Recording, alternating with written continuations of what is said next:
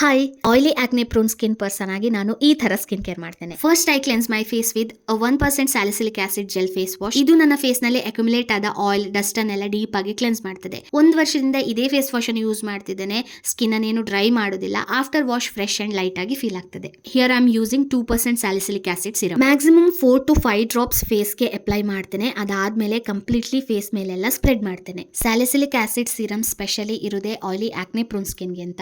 ಸುಮಾರು ಬ್ರ್ಯಾಂಡಿನ ಸಿರಮ್ ಬರ್ತದೆ, ನಿಮ್ಗೆ ಯಾವ್ದು ಬೇಕೋ ಅದು ಯೂಸ್ ಮಾಡಬಹುದು. ಇದು ಸ್ಕಿನ್ ನ ಆಯಿಲ್ ಕಂಟ್ರೋಲ್ ಮಾಡ್ತದೆ ಅಂಡ್ ಮೇನ್ಲಿ ಆಕ್ನೆ ಕಾಸಿಂಗ್ ಬ್ಯಾಕ್ಟೀರಿಯಾದ ಮೇಲೆ ಕೆಲಸ ಮಾಡೋದ್ರಿಂದ ಪಿಂಪಲ್ ಬ್ರೇಕ್ಔಟ್ಸ್ ಆಗೋದು ಕಮ್ಮಿ ಆಗ್ತದೆ.